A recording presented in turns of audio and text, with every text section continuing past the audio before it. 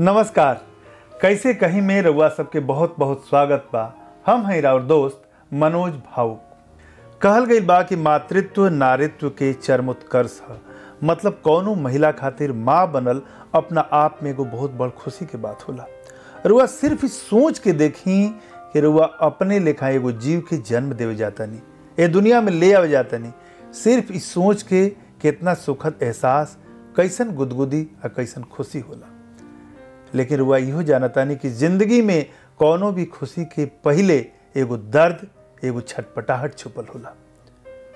माँ बने में भी एगो दर्द, एगो छटपटाहट से गुजरे के होला।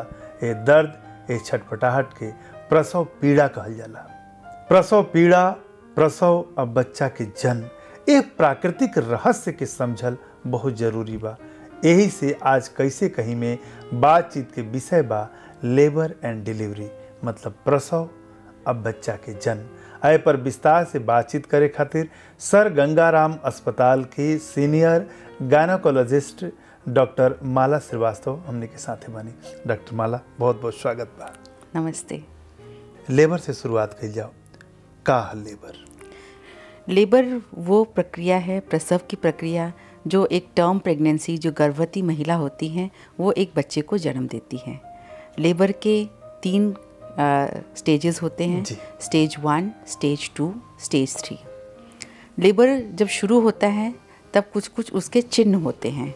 माता को दर्द होता है, या तो पानी आता है, या खून आता है, या कई बार लगता है कि बच्चे की मूवमेंट थोड़ा ज़्यादा हो रही है, या कई बार लगता है कि बच्चा कम घूम रहा है। ऐसी स्थिति में अगर गर्भवती महिला टर्म प्रेगनेंसी की है, मतलब 9 मंथ्स उसकी प्रेगनेंसी है, उसको ज़रूर हॉस्पिटल पहुंच जाना चाहिए, क्योंकि उसको ये पता चल लेना चाहिए कि उसकी प्रसव पीड़ा जो होती है या लेबर पेन स्टार्ट हो गया है। चलिए एकरा के पार्ट बाई पार्ट, टुकड़ा टुकड़ा में, किस्त किस्त में समझल जाए। लेबर नॉर्मल कंडीशन में प्रसव की शुरुआत कब होला? नॉर्मल कुदरती तरीके से जब पूरे 9 महीने पूरे हो जाते हैं तब प्रसव पीड़ा शुरू होती है या लेबर पेन शुरू होते हैं। चूँकि अलग अलग लड़कियों के जो पीरियड्स होते हैं, मेंस्ट्रुअल साइकिल्स होती हैं, किसी की 22 दिन की होती हैं, किसी की 24 दिन की होती हैं, किसी दिन की 30 के दिन की होती हैं या 35 दिन की होती हैं। तो उसी तरह से टर्म प्रेगनेंसी 40 वीक्स की मानी जाती है, लेकिन 37 से लेकर 40 वीक्स तक, इस 3 हफ्ते के अंदर किसी भी महिला को अगर लेबर पेन स्टार्ट होता है वो टर्म लेबर माना जाता है, पूरे टाइम की प्रेगनेंसी मानी जाती है और नॉर्मल मानी जाती है। लेबर पेन शुरू होके के पहले, प्रसव पीड़ा के ठीक पहले का कैसे पता चली महिला के प्रसव लेबर शुरू होके वाला बा? जो लड़कियां पहली बार माँ बनती हैं उनको पता नहीं चलेगा कि उनको लेबर पेन स्टार्ट हो गया है कि नहीं। तो नॉर्मली जो डॉक्टर्स होते हैं वो पेशेंट्स को बताते हैं कि अगर आपको पानी छूट जाए या दर्द शुरू हो जाए तो आप हॉस्पिटल ज़रूर पहुंचिए, या आपको लगता है कि बच्चा ज़्यादा घूम रहा है या बच्चा कम घूम रहा है, तब भी आपको हॉस्पिटल पहुंच जाना चाहिए। पानी छूट जाए के बाद, पानी छूट जाए के मतलब बच्चे के आसपास एक एमनियोटिक फ्लूइड होता है जो बच्चे का एक प्रोटेक्टिव सैक होता है। कई बार होता है कि इस पानी में छेद आ जाता है, मतलब सैक में छेद आ जाता है और पानी बहने लगता है, तो जो प्रोटेक्शन था बच्चे का वो निकल जाता है। नॉर्मली लेबर के दौरान ये होता है, लेकिन कई बार कुछ लड़कियों को लेबर पेन से पहले ये पानी छूट जाता है, तो इसको कहते हैं लीकिंग पर वजाइनम। जी। ऐसी स्थिति में लड़कियों को तुरंत हॉस्पिटल या अपने डॉक्टर से संपर्क करना चाहिए। एमनियोटिक सैक के रुआ बात कही, हाँ लेबर पर बात होता, चूँकि ओकरा प्रक्रिया के अंदर वह कहने कि लेबर पेन के दौरान ही एमनियोटिक सैक रैप्चर होला, फटेला। ई कहाँ, मतलब कब फट सकेला? का फिक्स बा कि वो लेबर के दौरान ही फटी या बर्थ के बाद भी ओकर रैप्चर होला? कहाँ पर रैप्चर होला? नॉर्मली जो एमनियोटिक सैक होता है, बच्चे के आसपास एक वाटर का बैग होता है जो बच्चे को प्रोटेक्शन देता है, हर तरह से प्रोटेक्शन देता है। मैकेनिकल प्रोटेक्शन देता है, इन्फेक्शन से प्रोटेक्शन देता है, और हर तरह से उसको बफर करता है। उस पानी की थैली में बच्चा आराम से हाथ पैर हिला सकता है, सांस ले सकता है, करवट ले सकता है या खेल सकता है। ये जो पानी की जो थैली फटती है, कई बार प्रसव के दौरान फटती है, लेबर पेन शुरू होता है, लेबर काफ़ी दूर तक चला जाता है, आधे से ज़्यादा हो जाता है लेबर पेन्स, इसके बाद प्रसव के दौरान एमनियोटिक फ्लूइड सैक फटता है। कई बार होता है कि गर्भाशय के अंदर, हाँ, गर्भाशय के अंदर ही फटता है जी। अपने आप ही फटता है, प्रेशर से फटता है। कई बार होता है कि वजाइना में इन्फेक्शन होता है, इस इन्फेक्शन के कारण प्रेगनेंसी के दौरान भी लेबर पेन्स नहीं भी स्टार्ट होते हैं तब भी लीकिंग हो जाती है। कई बार ये लीकिंग हाई लीकिंग होती है, कई बार ये लीकिंग लो लीकिंग होती है। हाई लीकिंग होती है तो देखा जाता है कि अपने आप ये लीकिंग सील भी हो जाती है, बंद भी हो जाती है और प्रेगनेंसी आगे चलती है। लेकिन कई बार देखा है जब लो लीकिंग होती है तब बच्चे को इन्फेक्शन और मदर को इन्फेक्शन का चांस होता है। उस क्षेत्र में प्रेगनेंसी को टर्मिनेट किया जाता है ताकि माँ और बच्चे को दोनों को इन्फेक्शन से बचाया जा सके। कई बार एमनियोटिक सैक डिलीवरी के टाइम मतलब सेकेंड स्टेज ऑफ लेबर में भी रप्चर होता है और कई बार देखा गया है बच्चे एमनियोटिक सैक के साथ ही पैदा होते हैं, तब डिलीवरी के बाद उस सैक को खोला जाता है और बच्चे को निकाला जाता है। अच्छा, स्टेज के बाद तो एमनियोटिक फ्लूइड का सैक का फटना कोई स्थिर नहीं है, कहीं ये प्रेगनेंसी में भी होगा, लेबर पेन्स के दौरान होगा, या डिलीवरी के टाइम होगा, या डिलीवरी के बाद भी होता है कई बार। तो ऐसी कोई फिक्स स्टेज नहीं है इसकी। लेकिन अगर प्रेगनेंसी के दौरान होता तो अलर्ट रहने की जरूरत बा। जब प्रेगनेंसी के दौरान होता है तो आपको डॉक्टर से ज़रूर संपर्क करना चाहिए, क्योंकि इससे प्रोटेक्टिव मेम्ब्रेन जो था बेबी का वो फट गया है और बच्चे को इन्फेक्शन होने का चांस है और मदर को भी इन्फेक्शन होने का चांस है। तो इसलिए डॉक्टर से ज़रूर संपर्क करना चाहिए, घर में नहीं बैठे रहना चाहिए जी। और वह स्टेज के बात करनी है, लेबर पेन के अलग अलग स्टेज के बात करनी है। हम यहाँ से कहानी के ओपन करता नहीं। बच्चा गर्भाशय के अंदर, बच्चा सर्विक्स वजाइना बाहर, बच्चा की जन्म। हम जाने की पूरा पाथ ऑफ लेबर के थोड़ा सा समझाई और स्टेज ऑफ लेबर के समझाई कि कहाँ पर का होला, दर्द की शुरुआत कैसे भइल, गर्भाशय में का हुई, सर्विक्स के का कंडीशन हुई, वजाइना के का कंडीशन हुई, एकरा के समझाई। लेकिन ई समझे के पहले एगो छोटा ब्रेक खातिर रुके के पड़ी। ब्रेक के बाद देखें प्रसव पीड़ा और प्रसव के कुदरती इंतजाम।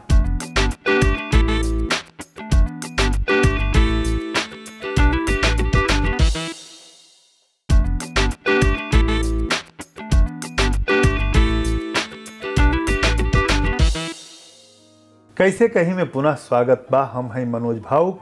आज बात होता लेबर एंड डिलीवरी के ऐ पर बात करे खातिर हमने के साथ है बानी डॉक्टर माला श्रीवास्तव। ब्रेक पर जाए से पहले डॉक्टर माला हमने के कुदरत के वो करिश्मा, वो इंतजाम की बात करते रह जाए जौन बच्चा अपने आप गर्भाशय से बाहर आ जाला। हम चाहे कि वो प्रक्रिया के, वो रास्ता के, स्टेज ऑफ लेबर के रुआ समझाएं। स्टेज ऑफ लेबर 3 होते हैं। फर्स्ट स्टेज ऑफ लेबर में लेबर पेन शुरू होने से लेकर बच्चे के सर्विक्स के फुल डायलिटेशन तक का होता है। सेकेंड स्टेज में बच्चे की डिलीवरी होती है और थर्ड स्टेज में delivery of the after birth that is placenta होता है जी। तो फर्स्ट स्टेज जब शुरू होता है महिला को धीरे धीरे पेन्स होता है। पहले पेन्स होता है 10 मिनट में एक बार, फिर होता है 8 मिनट में एक बार, फिर हर 3 मिनट में पेन होने लगता है। जब महिला को हर 3 मिनट में पेन होने लगता है तब हम कहते हैं कि पेशेंट एक्टिव लेबर में चली गई है। जो ट्रांजिएंट पीरियड होता है 1 से 8 घंटे हो सकता है, उसमें थोड़े थोड़े पेन होते हैं, 10-10 मिनट में, 8-8 मिनट में, 6-6 मिनट में होते हैं। उसको हम लेटेंट फेज़ ऑफ लेबर कहते हैं। जब एक्टिव फेज़ में लड़कियाँ आती हैं तो 10 मिनट में उसको 3-3 बार पेन आते हैं, तब उसका यूट्रस का माउथ खुलता है और माउथ जब पूरा खुल जाता है 10 सेंटीमीटर हो जाता है तो फर्स्ट स्टेज ऑफ लेबर खत्म हो जाती है। जो प्राइमरी ग्रेविडास होते हैं, ये पेन जो अनुभव कंटिन्यूअस ना होला, रुक रुक के होला, ऑन ऑफ होता है। ये कुदरत का करिश्मा होता है, क्योंकि जब पेन होता है तब बच्चे को माँ से ब्लड सप्लाई नहीं मिलती है। अच्छा, जब पेन चला जाता है तो रिलैक्सेशन पीरियड में बच्चे को माँ से ब्लड सप्लाई मिलती है। इसीलिए जो लेबर पेन्स होते हैं उसमें माँ को तो तकलीफ होती ही है, बच्चे को भी तकलीफ होती है। एक मतलब ई कि अगर पेन लंबा खींचता, अगर लंबा होता अगर ड्यूरेशन बढ़ जाता तो बच्चा खातिर खतरनाक बा। हाँ, ये ज़रूर होता है। अगर प्रोलॉन्ग लेबर होता है, नॉर्मली प्राइमरी ग्रेविडास जो पहले बार माँ बन रही हैं उनको 18 से 24 घंटे के अंदर डिलीवरी हो जानी चाहिए। लेकिन अगर ये 36 घंटे 48 घंटे ये पेन्स होते हैं और डिलीवरी नहीं होती है तो माँ को तो तकलीफ़ होती है, बच्चे को भी तकलीफ़ होती है, क्योंकि उसको ऑक्सीजन सप्लाई कम मिलती है और उसको परेशानी होती है। जब मल्टी ग्रेविडास होते हैं, सेकेंड बार अगर लेबर पेन्स ले रही होती है महिला, तो डायलेटेशन और इफेसमेंट दोनों साथ होता है, मतलब सर्विक्स भी छोटा होता जाता है और ऑस का माउथ भी धीरे धीरे खुलने लगता है। तो इसलिए सेकेंड जो प्रेगनेंसीज होती हैं उसमें प्रसव काल कम होता है, ड्यूरेशन कम होता है, 6 to 8 आवर्स होता है, मैक्सिमम 12 आवर्स होता है। लेकिन पहली बार जो माँ बन रही होती हैं उनकी प्रसव पीड़ा 18 से 24 घंटे भी हो सकती है।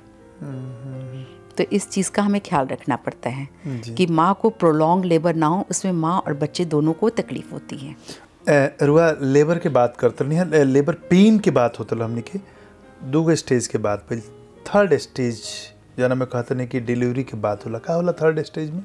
थर्ड स्टेज में बेबी के डिलीवरी के बाद में प्लेसेंटा आता है, उसको कहते हैं अवलनाल, उसकी भी डिलीवरी होती है। थर्ड स्टेज बहुत इम्पॉर्टेंट स्टेज होता है, ये मदर का हेल्थ के बहुत लिए इम्पॉर्टेंट होता है। कई बार होता है कि प्लेसेंटा अपने आप आ जाता है, कई बार प्लेसेंटा अपने आप नहीं आता है। अच्छा। कई बार रिटेन प्लेसेंटा हो जाता है, कई बार देखा गया है कि फिर उसको थोड़ी मदद से डॉक्टर को निकालना पड़ता है। कई बार देखा गया कि प्लेसेंटा पूरा नहीं आता है, आधा रुक जाता है, या मेम्ब्रेन्स जो होते हैं वो पूरे नहीं निकलते हैं, कुछ अंदर छूट जाते हैं। अगर रिटेन प्लेसेंटा होता है या मेम्ब्रेन्स छूट जाते हैं, उसमें मदर को एक्सेसिव ब्लीडिंग हो सकती है। और अगर लेबर मैनेजमेंट ठीक से नहीं किया गया तो मदर को PPH होता है, दैट इज़ पोस्टपार्टम हेमरेज। प्रसव के दौरान जो ब्लीडिंग होती है वो ज़रूरत से ज़्यादा होती है और इसमें माँ की जान को खतरा हो जाता है। तो इसलिए थर्ड स्टेज ऑफ लेबर बहुत इम्पॉर्टेंट होता है। बेबी तो आ गया, सब लोग खुश हो गए, लेकिन माँ के लिए थर्ड स्टेज बहुत इम्पॉर्टेंट होती है। प्लेसेंटा टाइम से आए और कोई टीयर ना हो, अगर टीयर हो तो उसको देख लिया जाए, कोई ब्लीडिंग ना छूट जाए, यूट्रस अच्छे से कंट्रैक्ट कर जाए, ये सब देखना डॉक्टर की जिम्मेदारी होती है। ऐसा कोनो कंडीशन बा जोना में प्लेसेंटा जब बच्चा अंदर बा या बाहर निकलता, बीच में ये प्रोसेस में, प्रक्रिया में कहीं भी डिस्कनेक्ट हो जाए माँ से बच्चा के? एक कंडीशन होती है जिसको हम कहते हैं अब्रप्शो प्लेसेंटी। वो किसी भी स्टेज में, प्रेगनेंसी के दौरान भी प्लेसेंटा अगर यूट्रस से अलग हो जाता है तब माँ और बच्चे दोनों की जान को खतरा हो जाता है। उसको कहते हैं अब्रप्शो प्लेसेंटी, मतलब प्लेसेंटा यूट्रस से सेपरेट हो गया। कई बार ये पार्शियल सेपरेशन होता है, कई बार ये कंप्लीट सेपरेशन होता है। इसमें बच्चा की जान की तो खतरा होता ही है, माँ की जान को भी खतरा होता है, क्योंकि ये इसमें एक्सेसिव ब्लीडिंग होती है और मदर की कई बार यूट्रस भी निकालना पड़ता है एब्रप्शन प्लेसेंटी में। यूट्रस काहे निकाले के पड़ला? क्योंकि जो ब्लीडिंग होती है, ब्लीडिंग इतनी ज़्यादा होती है कि यूट्रस के मसल्स के अंदर ब्लड चला जाता है और फिर वो यूट्रस कंट्रैक्ट नहीं करता है। जो यूट्रस की ब्लीडिंग होती है वो यूट्रस अपने आप कॉन्ट्रैक्ट करके उसको ब्लीडिंग बंद करते। कंट्रैक्ट मतलब जो यूट्रस एक मसल है वो अपने आप छोटा होता है, जब छोटा होता है तभी उसकी ब्लीडिंग बंद होती है। उसको बाहर से कुछ नहीं किया जा सकता, ये यूट्रस अपने आप डिसाइड करता है कि उसको कब कंट्रैक्ट करना है। उसके साथ अगर छेड़छाड़ करी जाती है, अननेसेसरी दवाइयाँ दी जाती हैं, तब यूट्रस कंट्रैक्ट करने से मना कर देता है और उस महिला को PPH होता है। इतना ब्लड जाता है कि उसकी जान बचाने के लिए कई बार हमें उसका यूट्रस निकाल देना पड़ता है। जी। प्रसव के दौरान भी हो सकता है या प्रेगनेंसी के दौरान भी ये सब प्रक्रिया हो सकती है। अच्छा, आफ्टर बर्थ जो थर्ड स्टेज की बात कहनी है, बच्चा बाहर आ गई, प्लासेंटा भी अगर प्रॉपर तरीका से बाहर आ गई, फिर उसके बाद अगर कोई टीयर है या आपने एपिशॉटमी लगाई है उसको स्टिच करते हैं और फिर मदर का पल्स BP देखकर फिर उसको रेस्ट करने के लिए हम लोग छोड़ देते हैं। प्रसव के बाद 1-2 घंटा माँ को देखना बहुत ज़रूरी होता है। प्लासेंटा डिस्कनेक्ट कब कइल जाला? प्रसव के तुरंत बाद या कुछ? नॉर्मली जब बेबी आता है उसके 5 to 10 मिनट्स के बाद यूट्रस जब कंट्रैक्ट करता है तो अपने आप प्लेसेंटा सेपरेट हो जाता है जी। और फिर प्लेसेंटा अपने आप आ जाता है। ये नॉर्मल लेबर की प्रक्रिया होती है, इसमें नॉर्मली कोई प्रॉब्लम नहीं होती है, अनलेस कि उससे यूट्रस से छेड़छाड़ की जाए तभी प्लेसेंटा रिटेन होता है, या आधा प्लेसेंटा बाहर आ गया आधा रुक जाता है। तो इसलिए डिलीवरी के बाद यूट्रस के साथ छेड़छाड़ नहीं करनी चाहिए और वी हैव टू वेट कि प्लेसेंटा अपने आप कुदरती तरीके से अपने आप 5 या 10 मिनट में सेपरेट होकर आए। अगर नहीं होता है तो फिर कट लगाना पड़ता है, क्या करना पड़ता है? नॉर्मली जब डिलीवरी होती है तो अम्बिलिकल कॉर्ड को तो काटते ही हैं जी। तभी माँ से बच्चा अलग होता है और इसके बाद प्लेसेंटा अपने आप आता है। हमने के आगे बढ़ाएं तो एक कॉलर हमने के साथ है बनी। हेलो हेलो डॉक्टर साहब, मैं लखनऊ से अनिल बोल रहा हूँ। मेरी वाइफ प्रेग्नेंट है। मैं ये पूछना चाहता हूँ कि हमें कब हॉस्पिटल जाना चाहिए और कब हमें ये पता चलना चाहिए कि लेबर पेन शुरू हो चुका है। नॉर्मली जब 9 मंथ्स की प्रेगनेंसी हो जाती है, हम पेशेंट्स को यही कहते हैं कि 4 कंडीशंस में आपको हॉस्पिटल ज़रूर आना चाहिए। या तो महिला को दर्द शुरू हो जाए, या पानी छूटने लगे, या उसको ब्लीडिंग शुरू हो जाए, या बच्चा कम घूमे। इन चारों कंडीशन में तुरंत हॉस्पिटल पहुंचना चाहिए, चाहे दिन है चाहे रात है। अपने डॉक्टर से ज़रूर संपर्क करें और हॉस्पिटल पहुंचें। अगर आपकी ईडीडी जो डॉक्टर ने आपको दी है वो करीब आ जाए या वो पार हो जाए, तब भी आपको हॉस्पिटल ज़रूर पहुंचना चाहिए। कभी भी अपने ईडीडी को पार करके नहीं रहना चाहिए, क्योंकि उससे बच्चे को खतरा हो सकता है। ई रुआ बहुत ज़रूरी सलाह देनी कि अलर्ट कब रहे के बाद ईडीडी के जो ड्यू डेट के बाद डिलीवरी डेट के बाद कहनी है कि अगर हो जाता तो उसके बाद वेट ना करे के चाहिए, तुरंत डॉक्टर से संपर्क करे के चाहिए। हमने के बात आगे बढ़ाएं। अभी वक्त हो गया छोटा ब्रेक के बाद लेबर के यानी प्रसव पीड़ा के कैसे मैनेज कल जाए।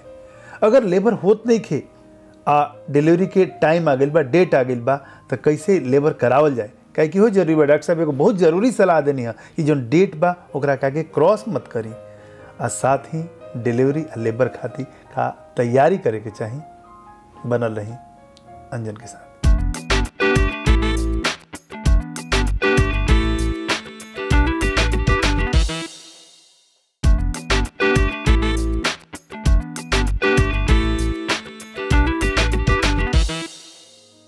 पुनः स्वागत बा कैसे कहीं में। आज बात होता लेबर एंड डिलीवरी के। हमने के साथ है बानी डॉक्टर माला श्रीवास्तव। डॉक्टर माला, कई बार देखल गई बा कि कई गो महिला लोग लेबर स्टार्ट होला, हॉस्पिटल जाली, डिलीवरी ना होला, पेन वहाँ रुक जाला, फिर घरे आवेली, फिर हॉस्पिटल जाली, ऐसा 4 बार हॉस्पिटल के चक्कर लगा लेली, लेकिन डिलीवरी ना होला।